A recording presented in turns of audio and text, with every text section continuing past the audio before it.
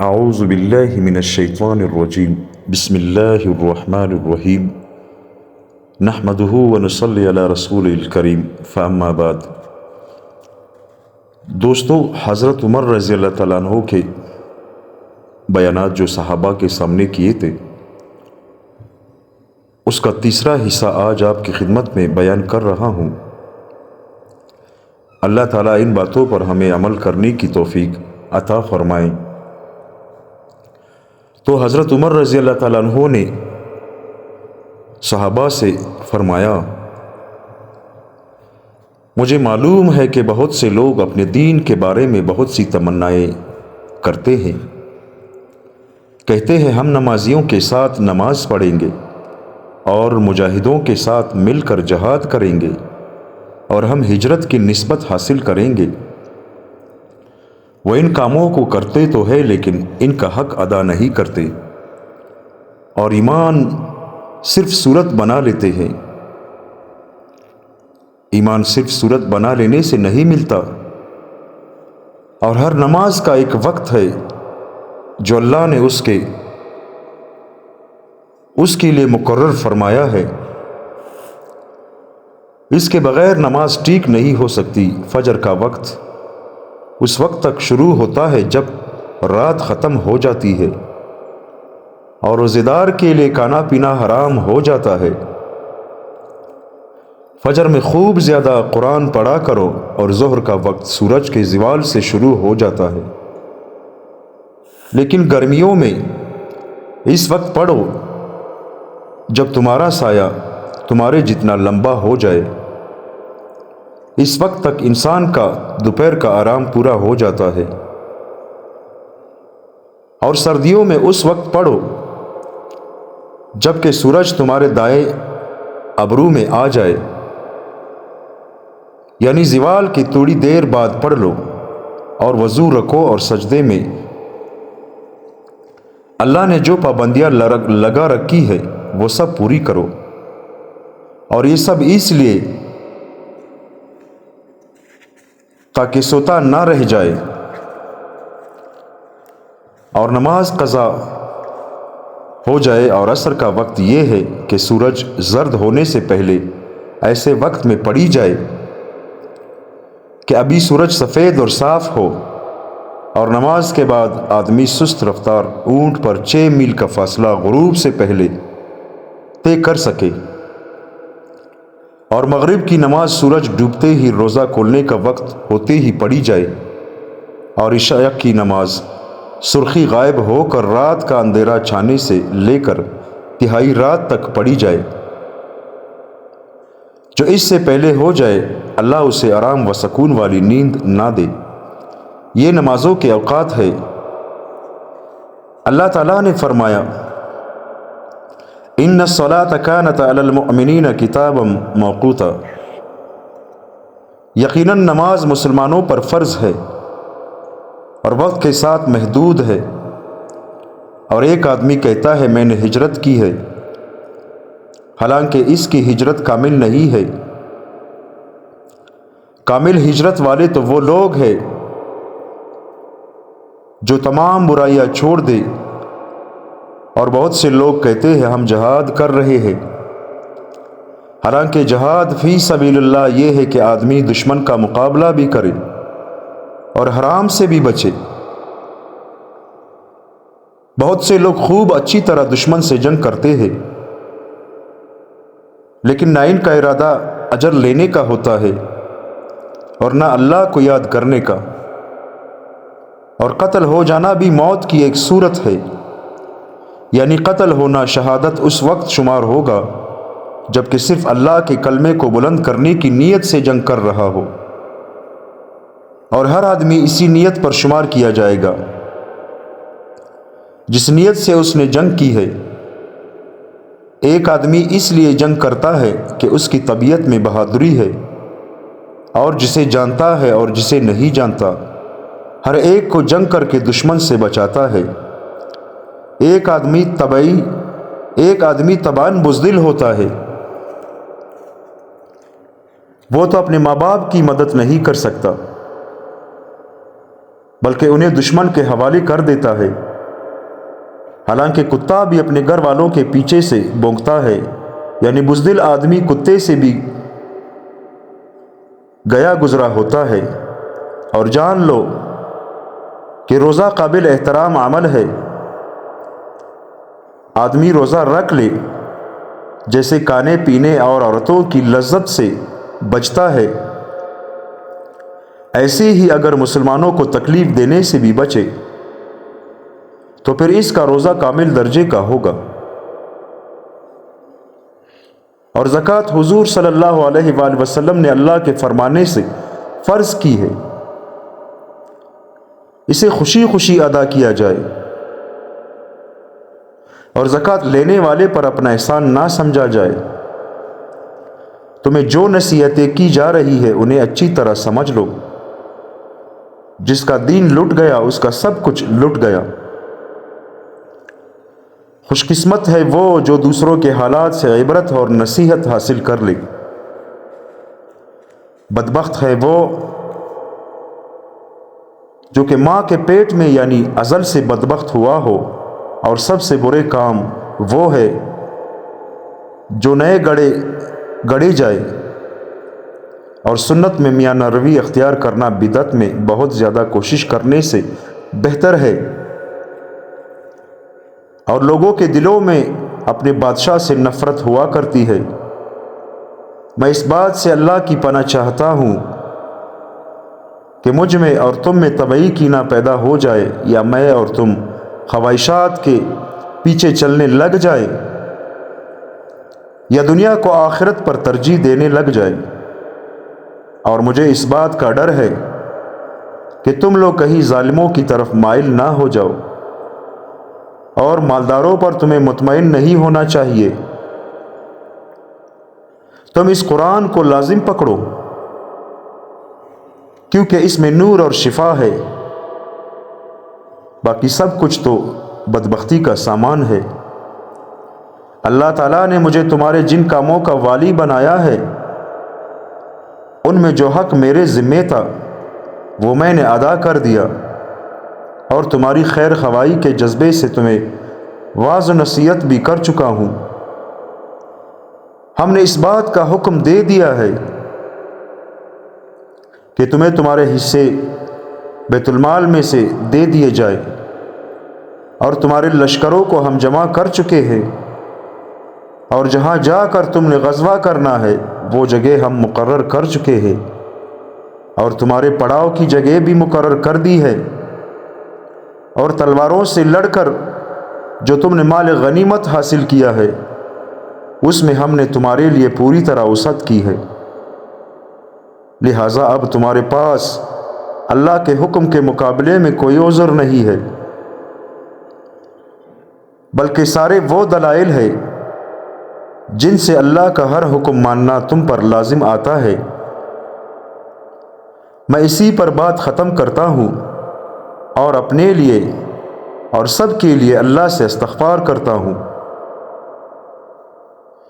Safe راوی نے اسی روایت کے ضمن میں بیان کیا ہے کہ حضرت عمر رضی اللہ تعالیٰ عنہ نے حضرت علی بن ابی طالب رضی اللہ تعالیٰ عنہ کو مدینہ میں اپنی جگہ خلیفہ بنایا، پھر گھوڑے پر سوار ہو کر چلے تاکہ سفر تیزی سے پورا ہو۔ چلتے چلتے جابیہ شہر پہنچ گئے، وہاں قیام فرمایا، وہاں ایک زبردست مؤثر بیان فرمایا۔ اس میں فرمایا، اے لوگو، اپنے باطن کی اصلاح کر لو، تمہارا ظاہر خود بخود ٹھیک ہو جائے گا۔ تم اپنی آخرت کے لیے عمل کرو، تمہاری دنیا کے کام من جانب اللہ خود ہی ہو جائیں گے۔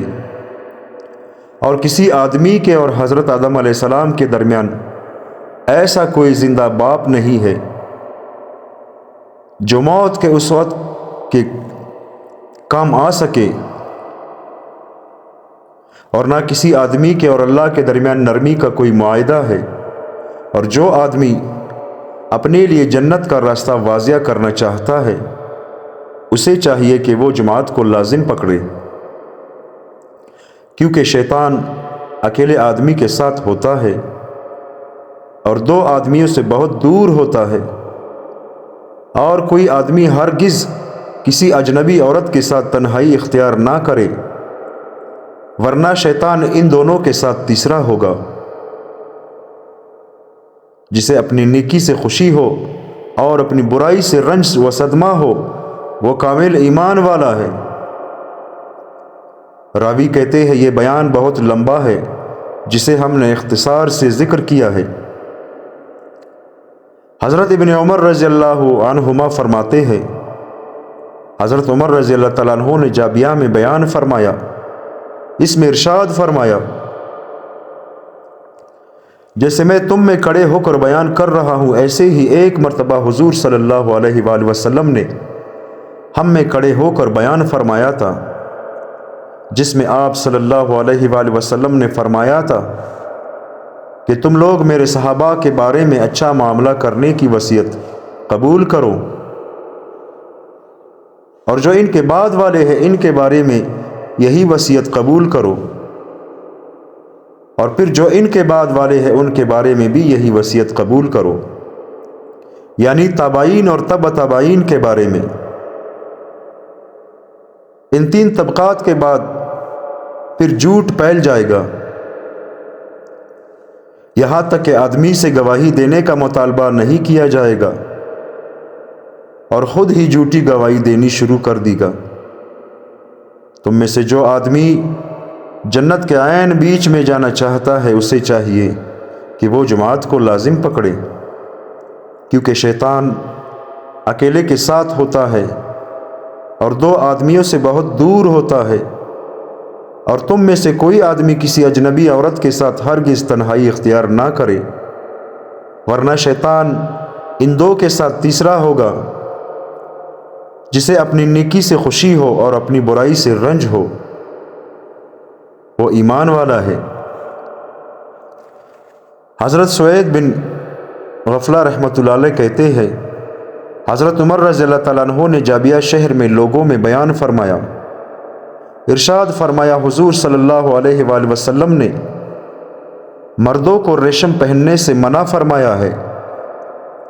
صرف 2، 3 یا 4 انگلی کے برابر ریشم پہننے کی اجازت ہے۔ اس موقع پر حضرت عمر نے سمجھانے کے لیے ہاتھ سے اشارہ بھی فرمایا۔ سیف راوی نے بیان کیا ہے کہ طاعون امواس کے بعد سنہ 17 ہجری کے آخر میں حضرت عمر رضی اللہ تعالیٰ عنہ ملک شام آئے۔ جب ذی الحجہ میں وہاں سے مدینہ واپس جانے کا ارادہ فرما لیا تو لوگوں میں بیان فرمایا، پہلے اللہ کی حمد و ثنا بیان کی، پھر فرمایا غور سے سنو، مجھے تمہارا امیر بنایا گیا ہے اور اللہ تعالیٰ نے مجھے تمہارا والی بنایا ہے، اس کی وجہ سے جو ذمہ داریاں آتی ہے میں نے ماشاء اللہ وہ سب ادا کر دی ہے، اور تمہارے حصے کا مال غنیمت تم میں پھیلا دیا ہے، اور پڑاؤ ڈالنے کی جگہ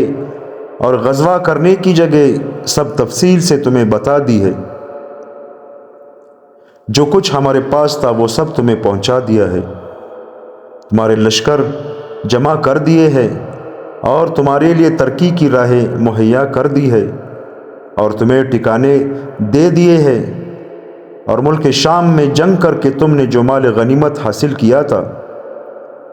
وہ سب تم لوگوں میں وسعت سے تقسیم کر دیا ہے، تمہاری خوراک مقرر کر دی ہے، اور تمہیں عطایا روزینہ اور مال غنیمت دینے کا ہم نے حکم دے دیا ہے۔ کوئی آدمی ایسی چیز جانتا ہو جس پر عمل کرنا مناسب ہو،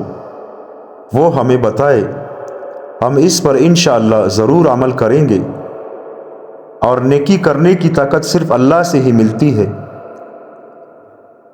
حضرت عروہ بن زبیر رضی اللہ تعالیٰ عنہما اور دوسرے حضرات فرماتے ہیں کہ حضرت عمر رضی اللہ تعالیٰ عنہ نے ایک مرتبہ بیان فرمایا، پہلے اللہ کی حمد و ثنا اس کی شان کی مناسب بیان کی، پھر لوگوں کو اللہ تعالیٰ اور آخرت کے دن کے بارے میں یاد دہانی کرائی، پھر فرمایا، اے لوگو، مجھے تمہارا والی اور امیر بنایا گیا ہے، اگر مجھے یہ امید نہ ہوتی کہ میں تم میں سے تمہارے لیے سب سے بہتر، سب سے زیادہ قوی اور پیش آنے والے اہم امور میں سب سے زیادہ مضبوط رہوں گا تو ہرگز میں آپ لوگوں کا امیر نہ بنتا۔ اور عمر کے فکر مند اور غمگین ہونے کے لیے یہ بات کافی ہے کہ اسے حساب کے ٹھیک نکلنے کا انتظار ہے، اور حساب اس بات کا کہ تم سے حقوق لے کر کہاں رکھوں اور تم لوگوں کے ساتھ کیسے چلوں۔ میں اپنے رب سے ہی مدد چاہتا ہوں۔ اگر اللہ تعالیٰ اپنی رحمت، مدد اور تائید سے عمر کا تدارک نہ فرما دے تو عمر کو کسی طاقت اور تدبیر پر کوئی اعتماد نہیں۔ حضرت عمر رضی اللہ تعالیٰ عنہ نے ایک مرتبہ بیان فرمایا، اس میں ارشاد فرمایا، اللہ تعالیٰ نے مجھے تمہارا امیر بنا دیا ہے، جتنی چیزیں تمہارے سامنے ہیں ان میں سے جو چیزیں تمہیں سب سے زیادہ نفع دینے والی ہے میں اسے خوب اچھی طرح جانتا ہوں، اور میں اللہ تعالیٰ سے سوال کرتا ہوں کہ وہ آج سب سے زیادہ نفع دینے والی چیز میں میری مدد کرے، اور جیسے اور چیزوں میں میری حفاظت کر رہا ہے ایسے ہی اس میں میری حفاظت فرمائے، اور جیسے کہ اللہ نے عدل کرنے کا حکم دیا ہے وہ مجھے تم لوگوں کی تقسیم میں عدل کرنے کی توفیق عطا فرمائے۔ میں ایک مسلمان آدمی اور کمزور بندہ ہوں، لیکن اگر اللہ میری مدد فرمائے تو پھر کوئی کمزوری نہیں ہے۔ یہ امارت و خلافت جو مجھے دی گئی ہے یہ انشاءاللہ میرے اچھے اخلاق کو نہیں بدل سکے گی، اور عظمت اور بڑائی تو صرف اللہ تعالیٰ کے لیے ہے، اور بندوں کے لیے اس میں سے کچھ بھی نہیں۔ لہٰذا تم میں سے کوئی آدمی ہرگز یہ نہ کہے کہ جب سے عمر امیر بنا ہے بدل گیا ہے۔ میں اپنے نفس کے حق کو خوب سمجھتا ہوں، یا میں اپنے بارے میں حق بات کو خوب سمجھتا ہوں۔ میں خود آگے بڑھ کر اپنی بات بیان کرتا ہوں، لہٰذا جس آدمی کو کوئی ضرورت ہے یا اس پر کسی نے ظلم کیا ہے اور یا ہماری بدخلقی کی وجہ سے اسے ہم پر غصہ آیا ہو تو وہ مجھے بتا دے، کیونکہ میں بھی تم میں ایک آدمی ہوں، اور تم لوگ اپنے ظاہر اور باطن میں اور اپنی قابل احترام چیزوں اور آبرو میں اللہ سے ڈرتے رہو، اور جو حقوق تمہارے اوپر ہے تمہیں انہیں ادا کرو، اور تم ایک دوسرے کو اپنے مقدمات میں میرے پاس لے کر آنے پر آمادہ نہ کرو، کیونکہ میرے اور لوگوں میں سے کسی کے درمیان نرمی یا طرفداری کا کوئی معاہدہ نہیں۔ تم لوگوں کی درستگی مجھے محبوب ہے اور تمہاری ناراضگی مجھ پر بہت گراں ہے۔ تم میں سے اکثر لوگ شہروں میں مقیم ہے، اور تمہارے علاقہ میں نہ کوئی خاص کھیتی باڑی ہے اور نہ دودھ والے جانور زیادہ ہے، بس وہی غلے اور جانور یہاں ملتے ہیں جو اللہ تعالیٰ باہر سے لے آتے ہیں، اور اللہ تعالیٰ نے تم میں سے بہت زیادہ اکرام کا وعدہ کیا ہوا ہے، اور میں اپنی امانت کا ذمہ دار ہوں۔ امانت کے بارے میں مجھ سے پوچھا جائے گا، لیکن امانت کا جو حصہ میرے سامنے ہے اس کی دیکھ بھال تو میں خود کروں گا، یہ کسی کے سپرد نہیں کروں گا، لیکن امانت کا جو حصہ مجھ سے دور ہے میں اس کی دیکھ بھال خود نہیں کر سکتا۔ اسے سنبھالنے کے لیے میں تم میں سے ایسے لوگ استعمال کروں گا جو امانت دار ہے اور عام لوگوں کے لیے خیر خواہی کا جذبہ رکھنے والے ہیں، اور انشاءاللہ اپنی امانت ایسے لوگوں کے علاوہ اور کسی کے سپرد نہیں کروں گا۔ دوستو، اللہ تعالی ہم سب کو ان باتوں پر عمل کرنے کی توفیق عطا فرمائے۔ حضرت عمر رضی اللہ تعالیٰ عنہ کا جو بیان صحابہ کے سامنے ہوا ہے اس کو میں انشاءاللہ 3 حصوں میں تقسیم کروں گا۔ دوسرا حصہ آج آپ کے سامنے پیش ہوا ہے، تو اس کا تیسرا حصہ جو ہے انشاءاللہ وہ کل میں آپ کے سامنے بیان کروں گا۔ تاکہ آپ کو سننے میں دقت نہ ہو۔ یقین مانیے حضرت عمر رضی اللہ تعالیٰ عنہ جس طرح صحابہ کے سامنے بیان کر رہا ہے کہ اگر تم میں سے کوئی آدمی مجھ سے کوئی گلہ کر رہا ہو یا میں نے کسی کے ساتھ کوئی ناانصافی کی ہو تو وہ سامنے آ جائے، کیونکہ میں اس سے معافی مانگوں گا اور کل کو قیامت کے دن اللہ کے سامنے میں اس کا جواب نہیں دے سکوں گا۔ دوستو، یقین مانیے یہ وہ لوگ تھے جو ہر حال میں اللہ تعالیٰ سے ڈرتے تھے، حکمرانی کرنے والے تھے، ان کے پاس طاقت تھی، ان کے پاس ملکیت تھی، ان کے پاس پیسہ تھا، ان کے پاس مال اور دولت تھا، سب کچھ تھا، لیکن اللہ سے ڈرنے والے لوگ تھے۔ یہ انہی کی برکت ہے جو کلمہ آج ہم تک پہنچا ہے، یہ انہی کی برکت ہے۔ تو میرے پیارے بھائیوں اور دوستو، ہم اپنی زندگی کو غنیمت سمجھے، اللہ تعالیٰ سے ہمیشہ دعا کرے کہ یا اللہ ہماری زندگی میں کوئی بھی ایسی گھڑی نہ آئے کہ ہم آپ کی نافرمانی میں اس گھڑی کو گزاریں۔ موت ایک بے خبر ساتھی ہے جو کبھی بھی آ سکتی ہے اور یہ حق ہے۔ علماء فرماتے ہیں کہ جب ساری دنیا کو اللہ تعالیٰ ختم کر دیں گے تو اسرائیل اور اللہ تعالیٰ بچ جائیں گے۔ اللہ تعالیٰ اسرائیل سے فرمائیں گے کہ اس دنیا میں میرے اور آپ کے سوا کون ہے؟ تو اسرائیل فرمائیں گے کہ اللہ اس دنیا میں تو کچھ بھی نہیں ہے، ایک آپ ہو، ایک میں ہوں۔ تو اللہ تعالیٰ اسرائیل کو بھی موت دے دیں گے اور پھر اللہ تعالیٰ فرمائیں گے کہ کہاں ہیں وہ لوگ جو خدائی کے دعوے کرتے تھے، جو خود کو طاقتور سمجھتے تھے، آ جائے آج میرے سامنے۔ میرے پیارے بھائیوں اور دوستو، اللہ تعالیٰ کا لاکھ لاکھ شکر ہے کہ ہم لوگ مسلمان ہیں۔ رمضان المبارک کا مہینہ ہے۔ یقین مانیے جس طرح ہم رمضان میں نمازوں کی پابندی کرتے ہیں، اگر ہم ساری زندگی یعنی پورا سال اسی طرح نمازوں کی پابندی کریں اور اسی طرح اپنے اذکار اور قرآن کی تلاوت کی پابندی کریں تو کفار اپنے آپ مر جائیں گے۔ اور میرے پیارے بھائی اور دوستو، جن لوگوں پر زکوٰۃ فرض ہے خدا کے لیے اپنے زکوٰۃ ادا کریں، کیونکہ زکوٰۃ کا ایک پیسہ اگر آپ کے مال پہ یعنی آپ کے مال میں زکوٰۃ کا ایک پیسہ بھی رہ جائے تو آپ کا جتنا بھی مال ہے وہ سارا حرام ہو جاتا ہے۔ ملکی حالات اس درجے پہ پہنچ کے ہیں کہ سفید پوش لوگ ایک وقت کے کھانے کے لیے مجبور ہو گئے ہیں، ان کے پاس کچھ بھی نہیں ہے۔ تو خدا کے لیے جو لوگ امیر ہیں، جن پر زکوٰۃ فرض ہوا ہے، وہ اپنے زکوٰۃ اچھی طرح ادا کریں اور ان غریبوں کا، ان مسکینوں کا، ان درپدر لوگوں کی مدد کریں، اپنے آخرت کے لیے کچھ کریں۔ علماء فرماتے ہیں کہ زکوٰۃ کا جو پیسہ ہے نا، اگر کوئی بندہ اس حالت میں مر جائے کہ اس پر زکوٰۃ فرض تھا لیکن اس نے ادا نہیں کیا تو قبر میں ایک اشدیا بن جائے گا اور قیامت تک اس بندے کو، اس آدمی کو، اس مردے کو ڈستا رہے گا۔ میرے پیارے بھائیوں اور دوستو، اپنی زکوٰۃوں کو ادا کیجئے۔ ملکی حالات جس درجے پہ پہنچ چکے ہیں، عذاب کے جس درجے پہ پہنچ چکے ہیں، یقین مانیے یہ سارا جو ہے زکوٰۃ کا ادا نہ کرنے کی وجہ سے ہمارے اوپر یہ عذابیں ہے، کیونکہ ہم مسلمان زکوٰۃ کو جو ہے وہ ٹیکس سمجھنے لگے ہیں اور زکوٰۃ کو ادا نہیں کرتے۔ تو اللہ تعالیٰ کی رضا کے لیے زکوٰۃوں کو ادا کریں۔ اللہ تعالیٰ ہم سب کو ان باتوں پر عمل کرنے کی توفیق